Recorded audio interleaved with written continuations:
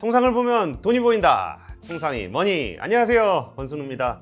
2025년 새해가 왔던 때가 엊그제 같은데 이제 조금만 걸어도 땀이 나는 여름이 됐습니다. 한 해 절반이 지난 이 시점에 맞춰서 오늘은 그동안 방영된 2025년 상반기 통상이 머니를 정리해보는 시간을 가져보겠습니다.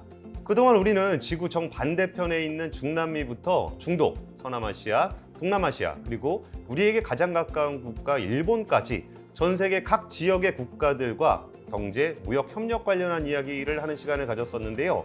지난 6개월 동안 통상 전문가분들과 나눈 내용들을 알아서 잘, 딱, 깔끔하고 센스 있게 정리해 보겠습니다.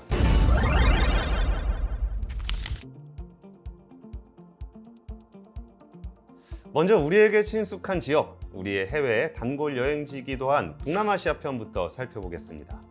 현재 세계는 아세안을 중국을 대체할 글로벌 공급기지 알타시아 지역으로 보고 있는데요.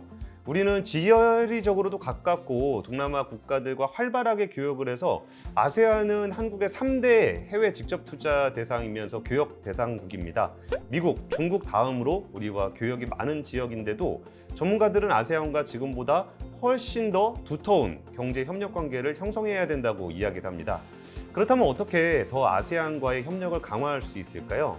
현지에서 R&D부터 소재, 부품, 장비 조달, 완성품 제조까지 생산 전 주기적으로 동남아시아 사람들과 공생 협력하는 산업 생태계를 조성할 필요가 있겠고요.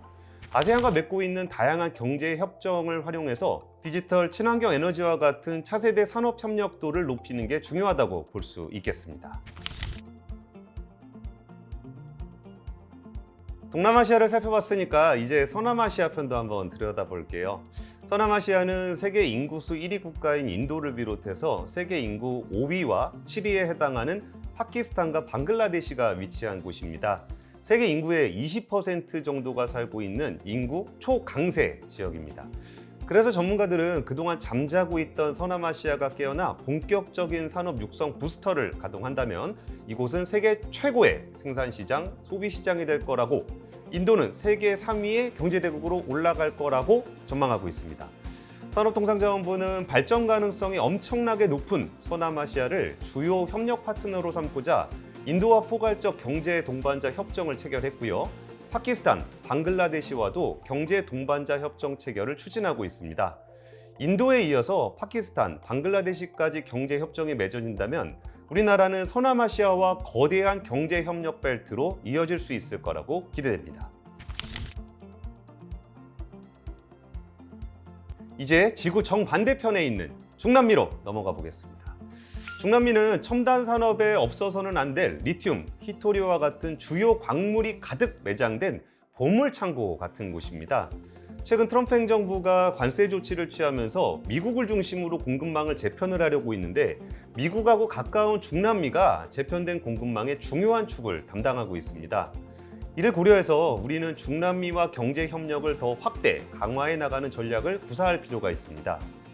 우리나라가 처음으로 FTA를 체결했던 국가가 중남미에 있는 칠레입니다. 여기를 시작으로 해서 페루, 콜롬비아, 중미 6개국과 차례로 FTA를 체결한 상태고요. 최근에는 에콰도르, 파라과이, 브라질과도 무역협정을 체결하거나 더 높은 단계로 무역협정을 업그레이드하는 것을 추진하고 있습니다. 이런 협정을 통해 중남미와 경제협력을 공고하고 단단하게 다져나가길 기대해 보겠습니다. 중동편에서는 사우디아라비아, 카타르 등 6개 나라가 뭉친 걸프 지역 협력기구 GCC를 중심으로 우리와 중동 간 협력에 대해서 알아봤습니다. 최근 중동이 석유 중심 경제 구조에서 벗어나 첨단 산업과 제조업 같은 비석유 분야의 산업 전환을 추구하고 있는데요. 우리 정부는 걸프 국가들 GCC와 FTA에 타결하는 성과를 이뤘습니다. 실제 한국과 GCC 국가들의 FTA가 실행이 되면은 중동의 천연가스 수입 비용을 절감할 수 있고요. 일부 수출품 관세가 철폐가 돼서 전문가들은 걸프 지역 대상 한국 수출이 지금보다 60에서 80% 정도 늘어날 것으로 전망하고 있습니다. 이번 FTA에서 중동 원유가 관세 감축 대상에서 제외된 것은 좀 아쉽긴 한데요. 그래도 이번 협정은 걸프 국가들과 맺은 FTA 체결문 중에 다른 나라와 에너지 협력을 포함한 최초의 사례라는 것도 굉장히 의미가 있습니다. 우리는 GCC와 FTA가 조속하게 발효되도록 노력을 하고요.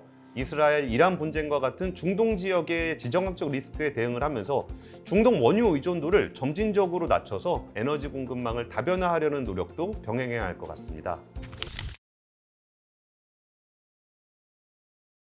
마지막으로 살펴볼 건 이웃나라 일본입니다. 올해는 우리나라와 일본이 국교 정상화를 맺은 지 60주년이 되는 매우 뜻깊은 해입니다. 글로벌 공급망이 재편되는 새로운 시대를 맞아서 이제 한국과 일본은 안보와 경제가 융합된 새로운 경제협력 관계를 모색할 필요가 있습니다. 한국과 일본은 역사 문제를 비롯해서 사회 문화적인 정서 차이로 인해서 좀 복잡 미묘한 관계를 형성하고 있습니다. 양국이 경제협력을 할 때는 균형되고 실용적인 시각에서 양국 간에 협력할 사안을 정치 쟁점화하지 않는 자세가 중요할 것 같습니다. 현재 일본은 AI 데이터 센터 구축을 비롯해서 일본어 기반 생산형 AI 개발에 엄청난 자금을 투자를 하고 있는데요. 그러면서 독자적인 AI 생태계 구축을 위해서 노력하고 있습니다. 이런 점은 우리나라가 AI 3대 강국을 꿈꾸고 있기 때문에 이런 부분에서 우리가 협력할 만한 부분들이 굉장히 많지 않을까 싶습니다. 세계 곳곳으로 떠나보셨던 통상이머니 여행 어떠셨나요?